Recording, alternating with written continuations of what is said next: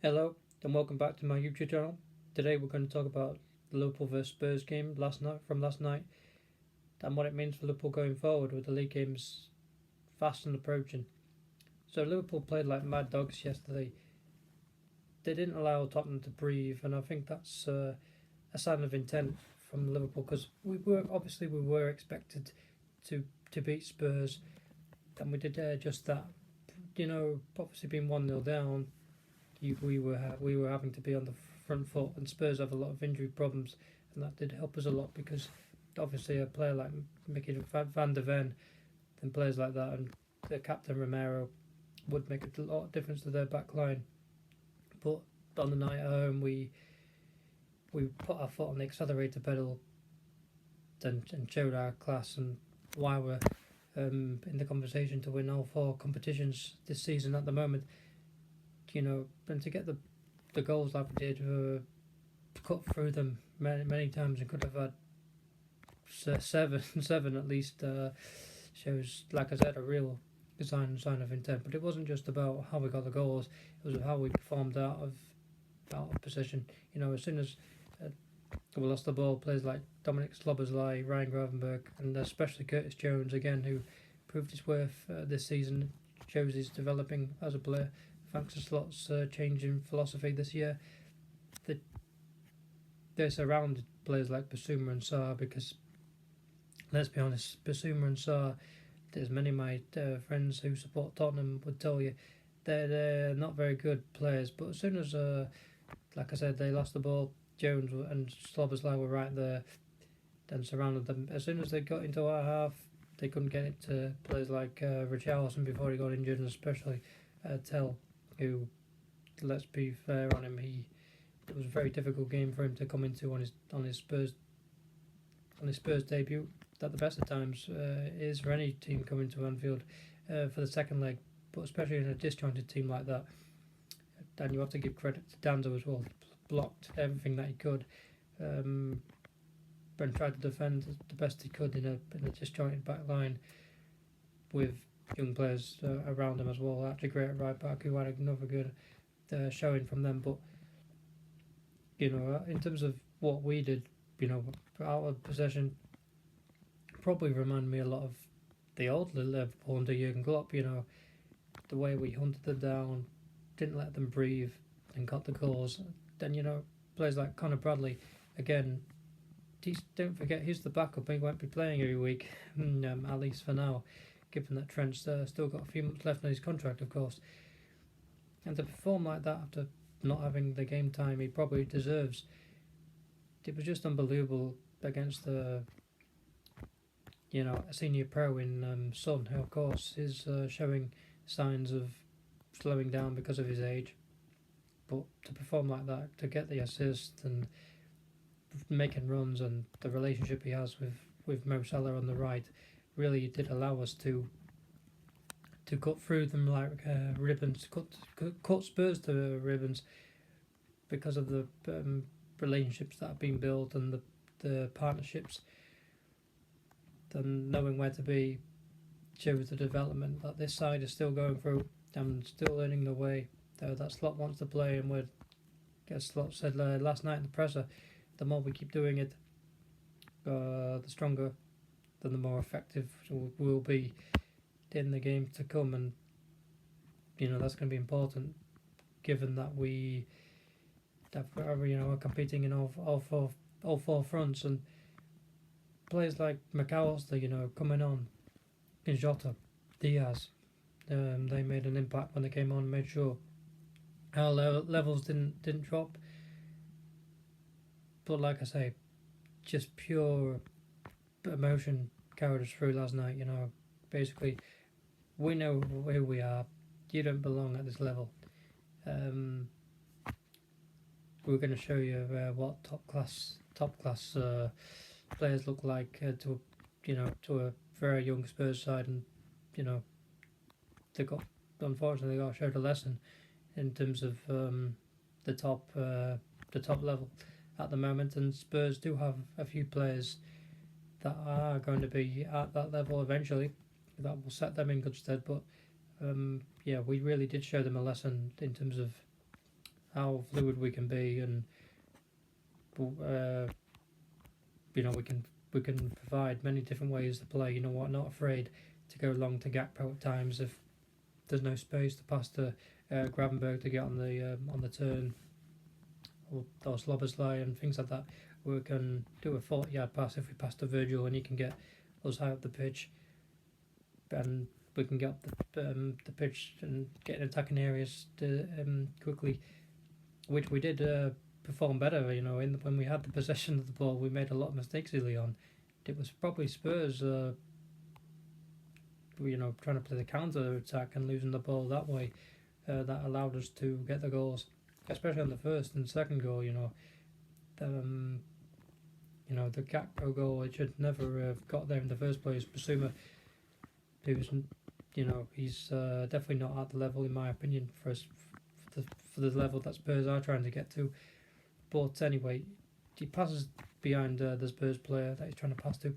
Gravenberg obviously passes to Salah. Salah outside the boot, and he should never get that far. Than Gakpo, he's been lethal. He's been in lethal form this season, 7 out of 7 in terms of games that he's played at Anfield in a row now.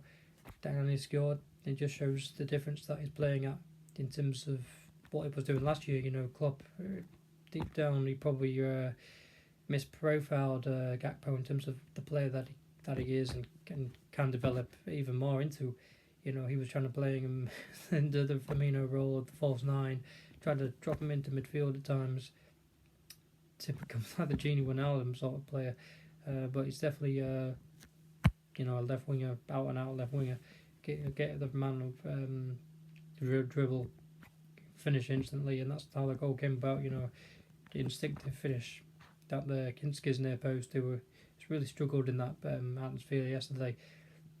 He's a young player and put himself under pressure with some misjudged passes, and that really did affect him.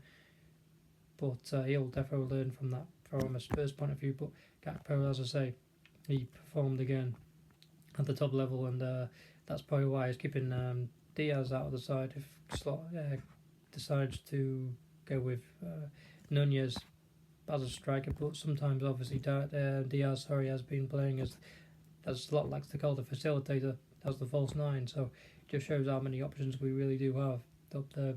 And then the second goal again, Spurs lose the ball and we win it back. Slobbersley. Mo Salah gets the ball, he slides it in between. What a pass it was! So slides it in between the centre back.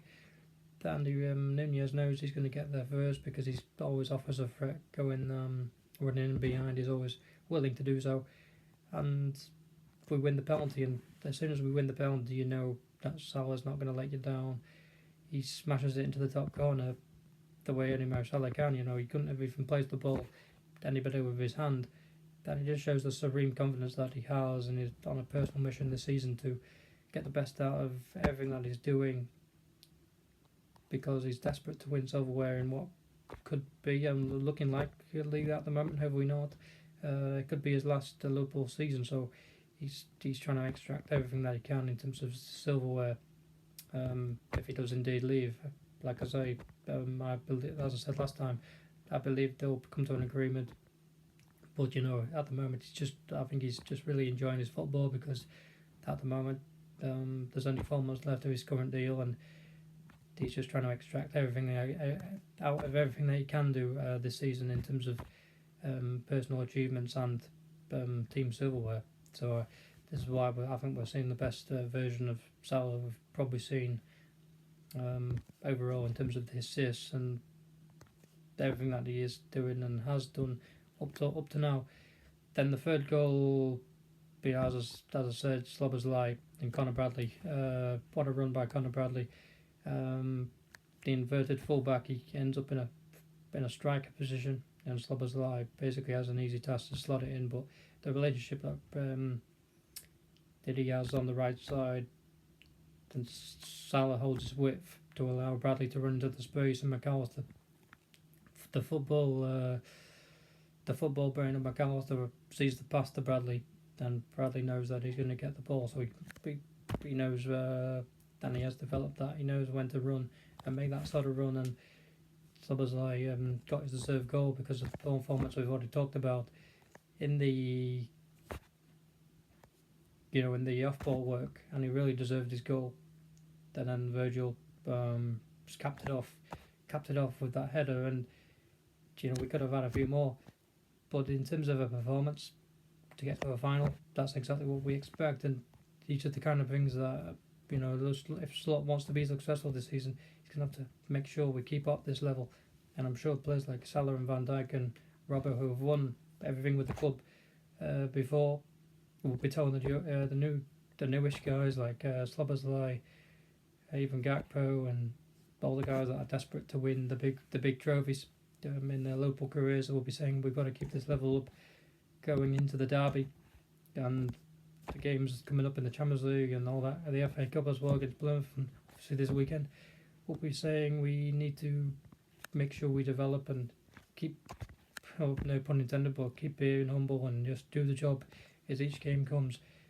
And if Slot keeps making the right decisions, which he has done up to now, then I'm sure we can be as successful as we can be this season, because the substitutions, how he's got us playing, tactical changes when we need to have it, that's been spot on this season so far. And I'm sure that if he carries on, we can get the success that we're at the moment going on to. But you never know, things can change dramatically in football. A month from now, things could look very different even in a few games' time. So it's just about taking each game as it comes and just enjoying our football and doing the job, get the 3 points and going into the next round, like I say, the FA Cup, and just keep ticking the games off and enjoying the ride, as Van Dijk said yesterday, but making sure that we extract everything out of the season that we possibly can before we can move into the next phase of the slot era, because obviously he's not got the signings that he probably wants at the moment, and he will have in the summer. Things will change, even if the contracts get signed. I think there'll be big changes coming up to the summer, so it's just about taking the opportunity that we have this season of getting the success. And if we can do that, then even better for the future, for the players that we're trying to sign, and show them that we're a club full of intent to go again and compete for the next season. But in terms of this season, like I say, nothing's won yet. Then it's about making sure that we stay switched on and extract everything out of the season and don't let ourselves down, because this is what happened last year with Jurgen Klopp. We were in a similar sort of situation, and the injuries derailed us, of course, for all the injuries that we had. And I think that's a massive difference. You've got to give Ruben Peters, I believe it's his name, that's made a massive difference to our fitness regime. The players look a lot more refreshed and are not getting injured as much quite frequently. And it's important players like Sally, at this stage last year he had a hamstring injury and he's been fully fit this year. And I think we're seeing the benefits of a full fit Mo Salah can have. Of course, you'd have the impact on any team in the world, but especially Liverpool, because he's our talisman and he's desperate to win things in what could, like I say, what could be his final Liverpool season. So we've got to keep these players fit, because it can derail our season. And we're all desperate to see Liverpool win the league, in terms of seeing it live and with our own eyes and going into the parade with all the people. And these are the things that can happen. So, but nothing's done yet, far from it, and we just got to keep tackling each game as it comes, as I've said.